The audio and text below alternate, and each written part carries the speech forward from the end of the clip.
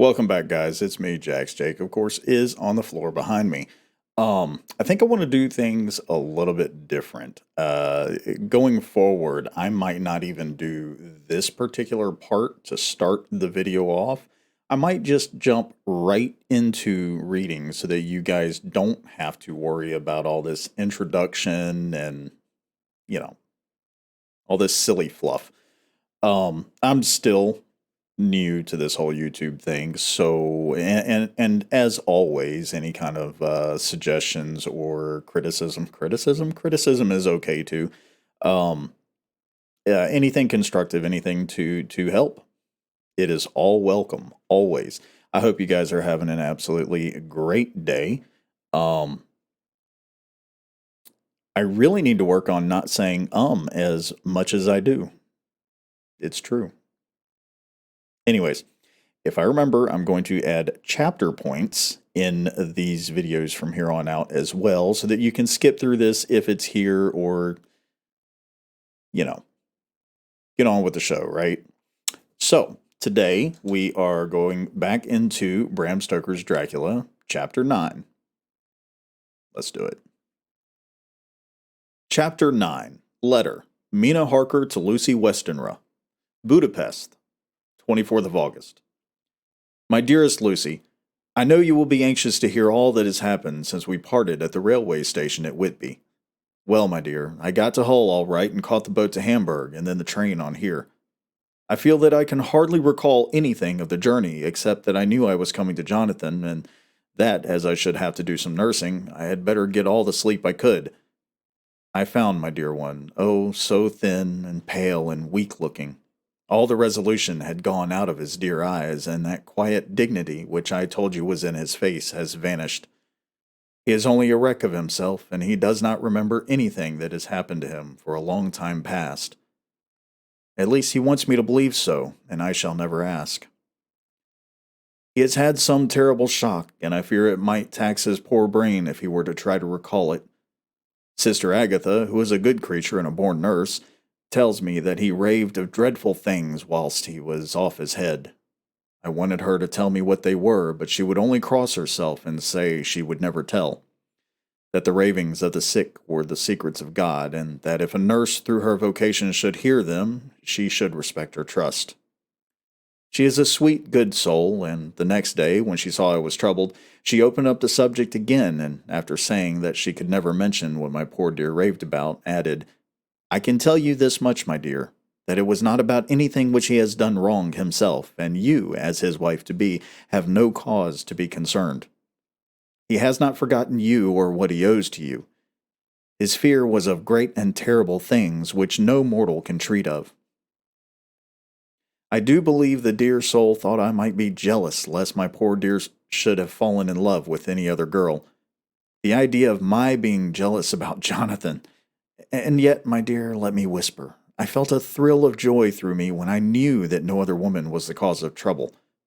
I am now sitting by his bedside where I can see his face while he sleeps. He is waking. When he woke, he asked me for his coat, as he wanted to get something from the pocket. I asked Sister Agatha, and she brought all his things. I saw that amongst them was his notebook, and was going to ask him to let me look at it, for I knew then that I might find some clue to his trouble, but I suppose he must have seen my wish in my eyes, for he sent me over to the window, saying he wanted to be quite alone for a moment. Then he called me back, and when I came, he had his hand over the notebook, and he said to me very solemnly, Wilhelmina.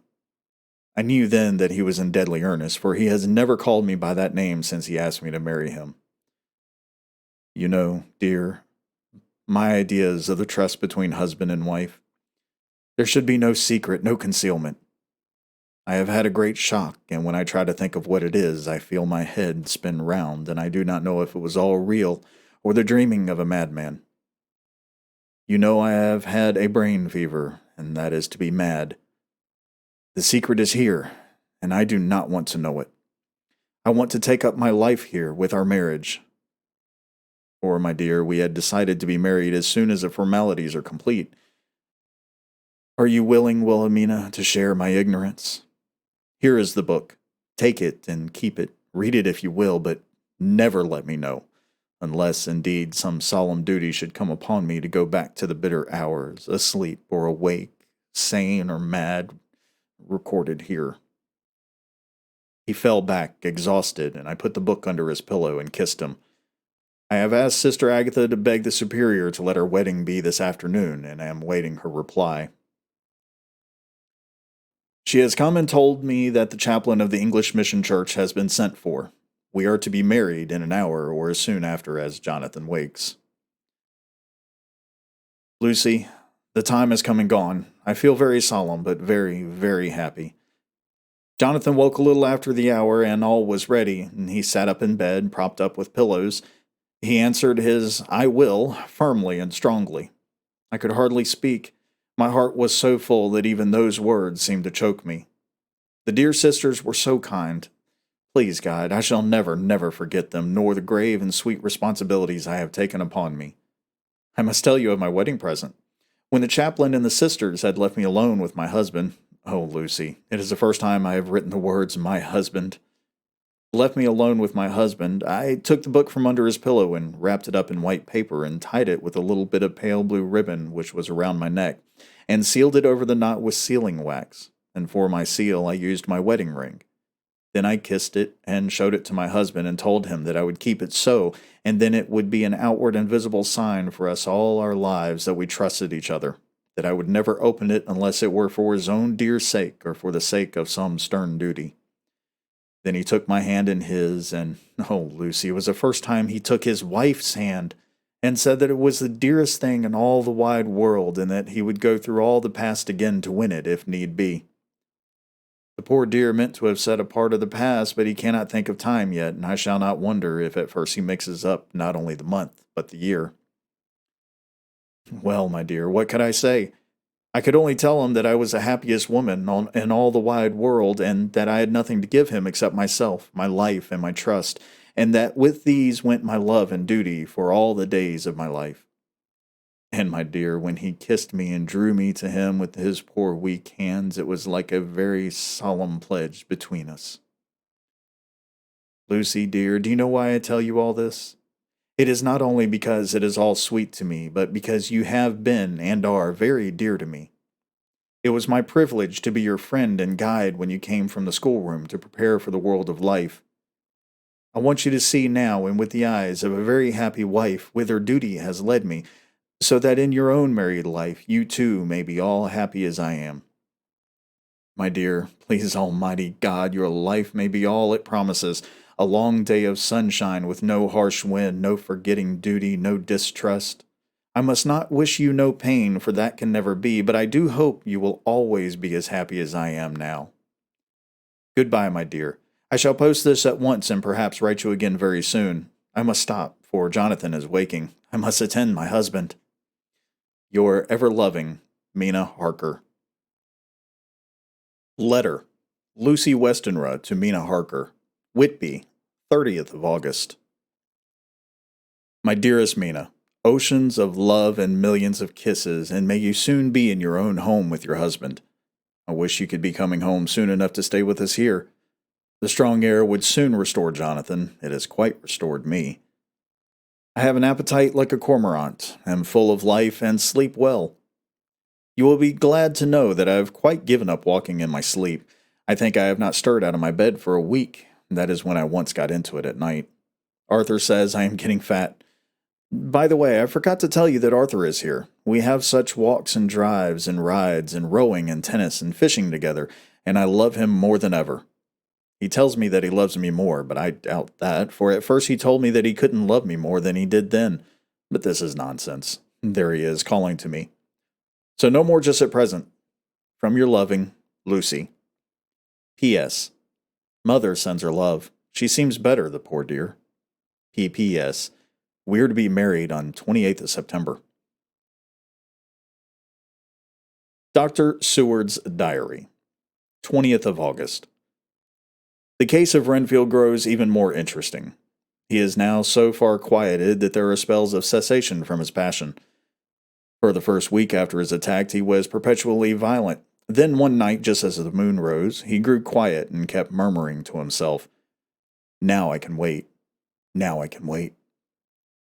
The attendant came to tell me, so I ran down at once to have a look at him. He was still in the straight waistcoat and in the padded room, but the suffused look had gone from his face, and his eyes had something of their old pleading, I might almost say cringing, softness. I was satisfied with his present condition and directed him to be relieved. The attendants hesitated, but finally carried out my wishes without protest. It was a strange thing that the patient had humor enough to see their distress, for, coming close to me, he said in a whisper, all while looking furtively at them, "They think I could hurt you. Fancy me hurting you. The fools." It was soothing, somehow, to the feelings to find myself disassociated even in the mind of this poor madman from the others, but all the same I do not follow his thought. Am I to take it that I have anything in common with him, so that we are, as it were, to stand together? Or has he to gain from me some good so stupendous that my well-being is needful to him? I must find out later on. Tonight he will not speak. Even the offer of a kitten or even a full-grown cat will not tempt him. He will only say, "I don't take any stock in cats. I have more to think of now, and I can wait. I can wait." After a while, I left him. The attendant tells me that he was quiet until just before dawn, and that he had began to get uneasy, and at length violent, until at last he fell into a paroxysm which exhausted him so that he swooned into a sort of coma. 3 nights has the same thing happened. Violent all day, then quiet from moonrise to sunrise. I wish I could get some clue to the cause. It would almost seem as if there was some influence which came and went. Happy thought! We shall tonight play sane wits against mad ones. He escaped before without our help. Tonight he shall escape with it. We shall give him a chance and have the men ready to follow in case they are required. 23rd of August. The unexpected always happens. How well Disraeli knew life. Our bird, when he found the cage open, would not fly, so all our subtle arrangements were for naught. At any rate, we have proved one thing, that the spells of quietness last a reasonable time. We shall in future be able to ease his bonds for a few hours each day. I have given orders to the night attendant merely to shut him in the padded room when once he is quiet until an hour before sunrise. The poor soul's body will enjoy the relief even if his mind cannot appreciate it. Hark! The unexpected again! I am called. The patient has once more escaped. Later. Another night adventure. Renfield artfully waited until the attendant was entering the room to inspect. Then he dashed out past him and flew down the passage. I sent word for the attendants to follow. Again he went into the grounds of the deserted house, and we found him in the same place, pressed against the old chapel door. When he saw me, he became furious, and had not the attendant seized him in time, he would have tried to kill me. As we were holding him, a strange thing happened. He suddenly redoubled his efforts, and then as suddenly grew calm. I looked around instinctively, but could see nothing. Then I caught the patient's eye and followed it, but could trace nothing as it looked into the moonlit sky except a big bat, which was flapping its silent and ghostly way to the west. Bats usually wheel and flit about, but this one seemed to go straight on, as if it knew where it was bound for and had some intention of its own. The patient grew calmer every instant and presently said, "You needn't tie me. I shall go quietly." Without trouble, we came back to the house. I feel there is something ominous in his calm, and shall not forget this night. Lucy Westenra's Diary. Hillingham, 24th of August. I must imitate Mina and keep writing things down. Then we can have long talks when we do meet. I wonder when it will be.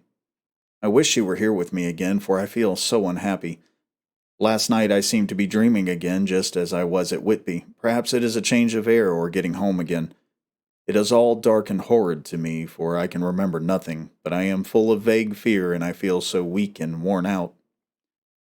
When Arthur came to lunch, he looked quite grieved when he saw me, and I hadn't the spirit to try to be cheerful. I wonder if I could sleep in Mother's room tonight. I shall make an excuse and try. 25th of August. Another bad night.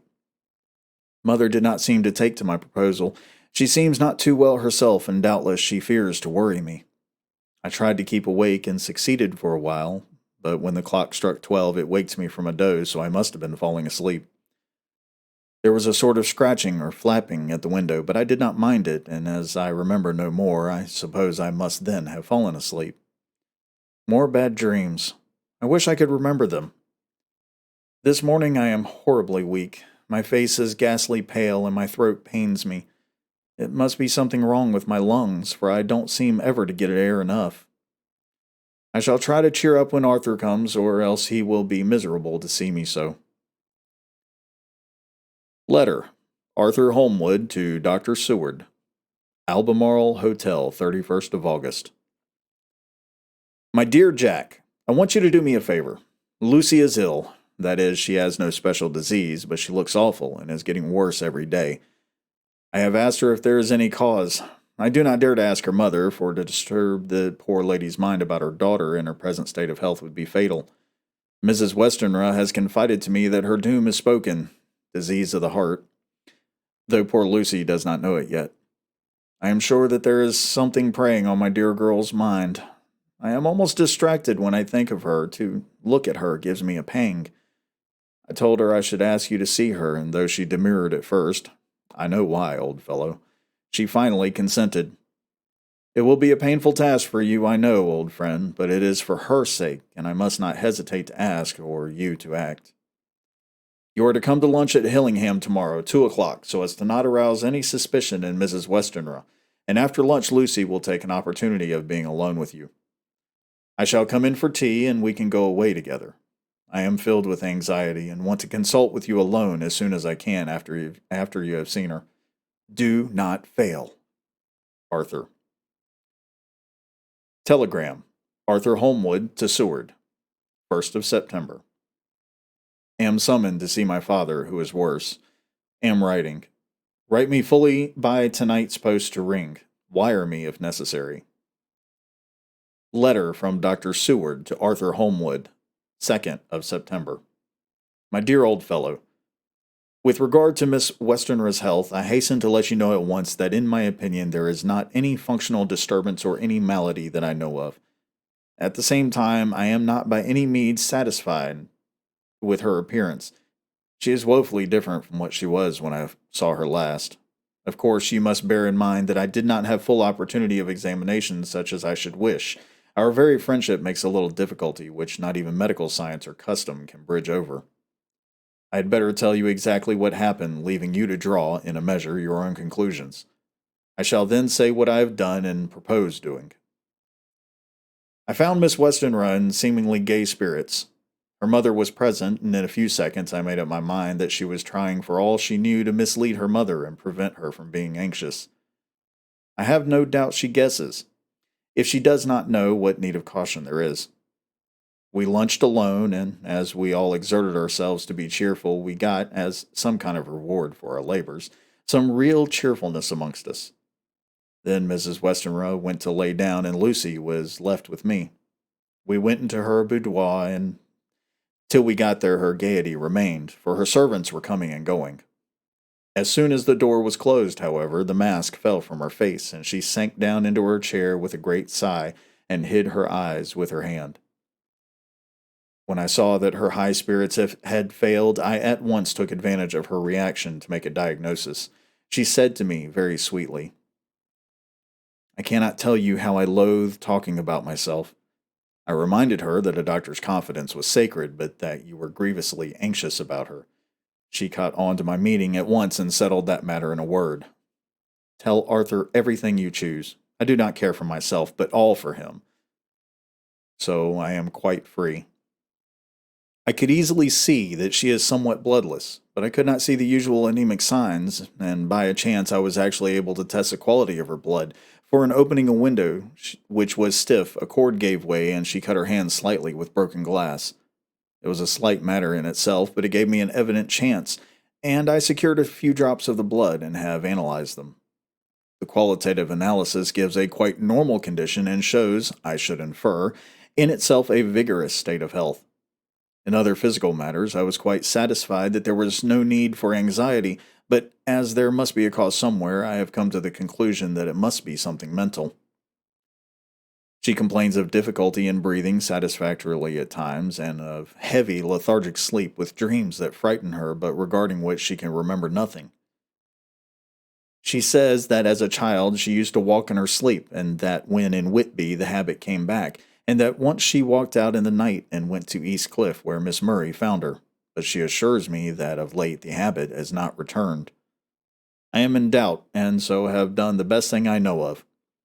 I have written to an old friend and master, Professor Van Helsing of Amsterdam, who knows as much about obscure diseases as anyone in the world. I have asked him to come over, and as you told me that all things were to be at your charge, I have mentioned to him who you are and your relations to Miss Westenra.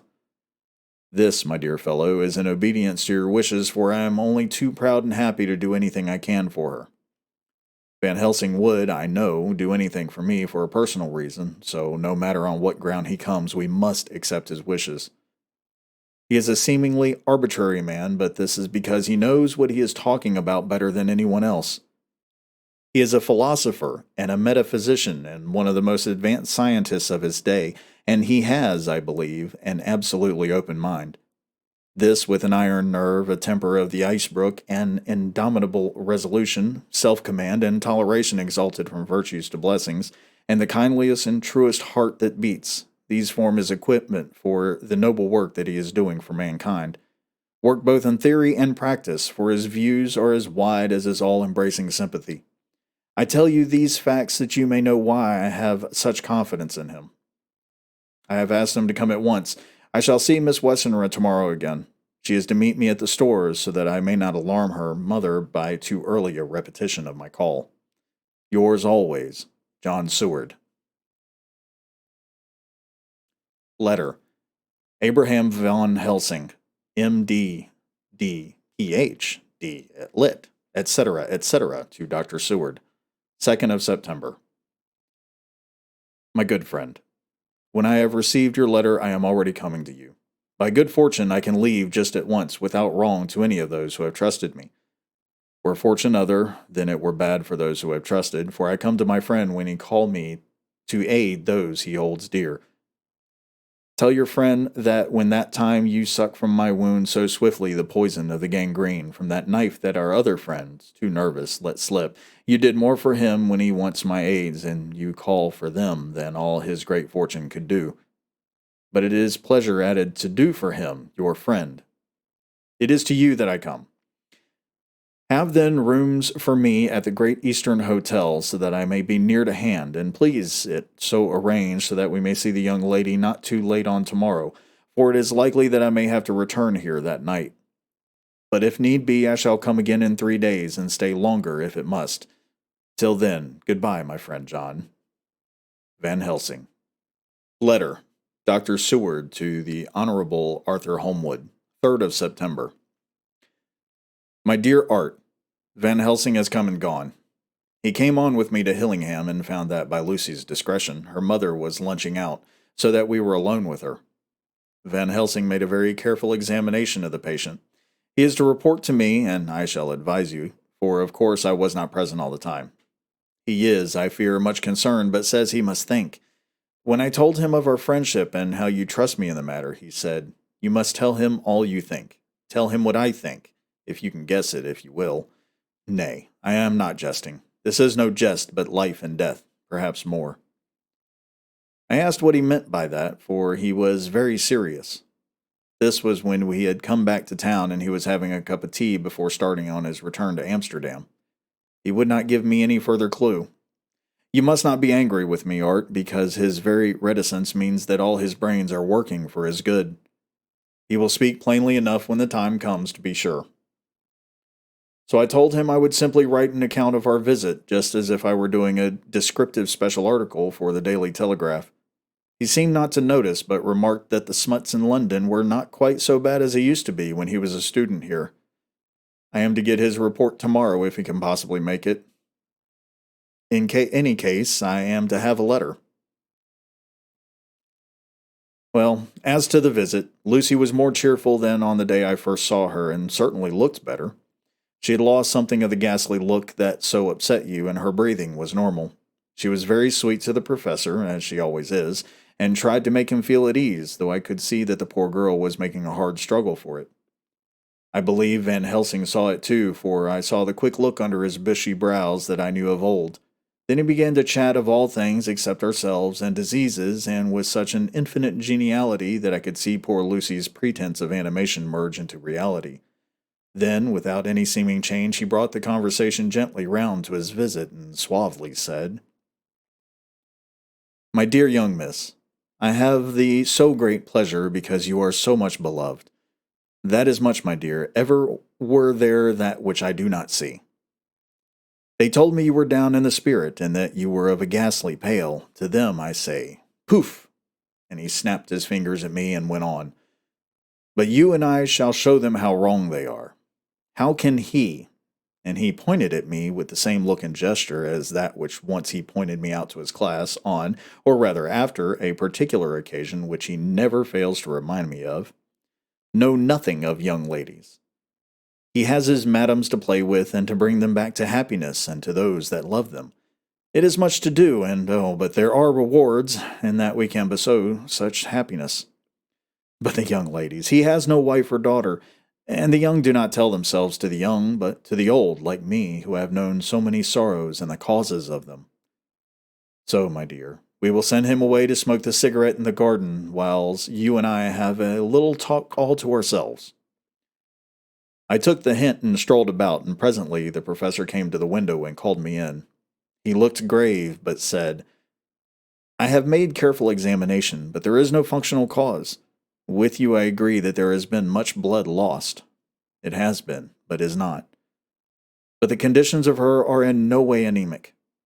I have asked her to send me her maid that I may ask just one or two questions, so that I may not chance to miss nothing.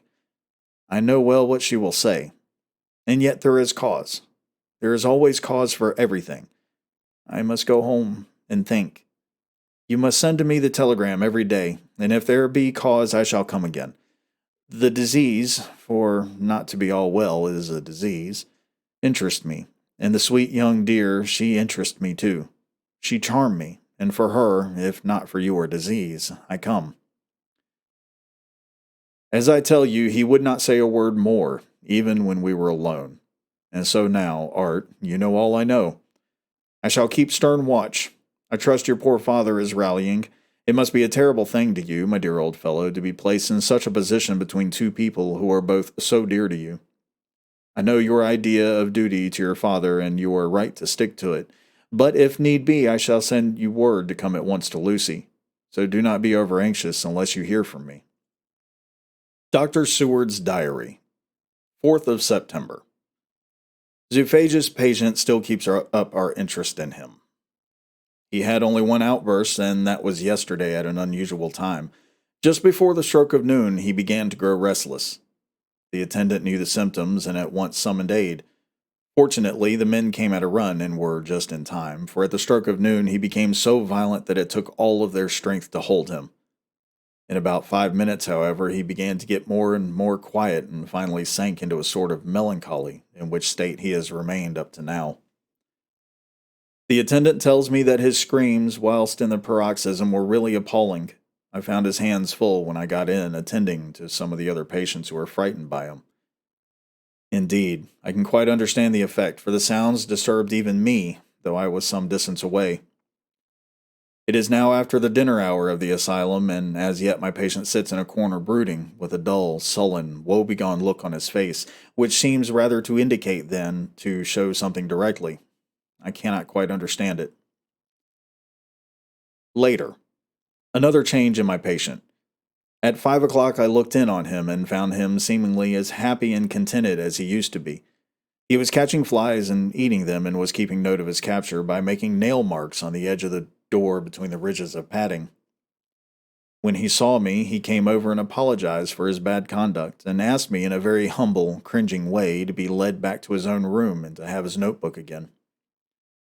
I thought it well to humor him, so he is back in his room with the window open. He has the sugar of his tea spread out on the window-sill and is reaping quite a harvest of flies. He is not now eating them, but putting them into a box, as of old, and is already examining the corners of his room to find a spider. I tried to get him to talk about the past few days, for any clue to his thoughts would be of immense help to me, but he would not rise. For a moment or two he looked very sad and said in a sort of faraway voice, as though saying it rather to himself than to me, "All over, all over. He has deserted me. No hope for me now unless I do it for myself." Then, suddenly turning to me in a resolute way, he said, "Doctor, won't you be very good to me and let me have a little more sugar? I think it would be good for me." "And the flies?" I said. "Yes, the flies like it too, and I like the flies, therefore I like it." And there are people who know so little as to think that madmen do not argue. I procured him a double supply and left him as happy a man as, I suppose, any in the world. I wish I could fathom his mind. Midnight. Another change in him. I had been to see Miss Westenra, whom I found much better, and had just returned and was standing at her own gate looking at the sunset, when once more I heard him yelling. As his room is on this side of the house, I could hear it better than in the morning. It was a shock to me to turn from that wonderful smoky beauty of a sunset over London with its lurid lights and inky shadows and all the marvelous tints that come on foul clouds even as on foul water, and to realize all the grim sternness of my own cold stone building with its wealth of breathing misery, and my own desolate heart to endure it all. I reached him just as the sun was going down, and from his window saw the red disk sink. As it sank, he became less and less frenzied, and just as it dipped, he slid from my hands that held him, an inert mass on the floor. It is wonderful, however, what intellectual recuperative power lunatics have, and for within a few minutes he stood up quite calmly and looked around him. I signaled to the attendants not to hold him, for I was anxious to see what he would do. He went straight over to the window and brushed out the crumbs of sugar. Then he took his fly box and emptied it outside and threw away the box. Then he shut the window and, crossing over, sat down on his bed. All this surprised me, so I asked him, "Are you not going to keep the flies any more?" "No," said he. "I am sick of all that rubbish." He certainly is a wonderfully interesting study. I wish I could get some glimpse of his mind or of the cause of his sudden passion. Stop. There may be a clue after all, if we can find why today his paroxysms came on at high noon and at sunset. Can it be that there is a malign influence of the sun at periods which affects certain natures, as at times the moon does others? We shall see. Telegram, Seward, London, to Van Helsing, Amsterdam. 4th of September. Patient still better today. Telegram, Seward, London, to Van Helsing, Amsterdam. 5th of September. Patient greatly improved. Good appetite, sleeps naturally, good spirits, color coming back. Telegram, Seward, London, to Van Helsing, Amsterdam. 6th of September. Terrible change for the worse. Come at once. Do not lose an hour. I hold over telegram to Holmwood till have seen you. Well, that is it for Chapter 9. Next week, of course, will be Chapter 10, and it looks like it's going to be some more letters and diary entries. That's always fun. I feel like I didn't do as well with the narration today, with the speaking, stumbling over words. I'm going to try to edit out as much as I can.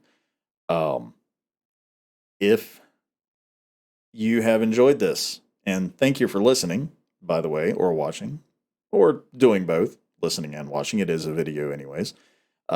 Please remember to comment, like, subscribe, and if you want to know when the next video is out promptly, click that little bell. I also stream on Twitch Monday nights, Wednesday nights, and Friday nights at 8 p.m. Eastern. We play games, and we basically do some silly things involving the sound of my voice, specifically something we call Jack Speak. I don't know why, but there are apparently some people that like listening to me when I talk into my microphone like this. And there are some that do not like it at all, or Maybe they do. Maybe it's a different story. Different reasons. I don't know. Anyways. Again, thank you for listening. I appreciate it as always. Next week will be chapter 10. In the meantime, there should be a playlist on the screen for Dracula. I think it's right here. Give it a listen. Again, give it a like, subscribe, comment, hit the bell, all that fun stuff. Follow me on Twitter. Stop in Discord if you want to chat. I'm always available. In the meantime, y'all have a great week, and we will meet up again next Sunday.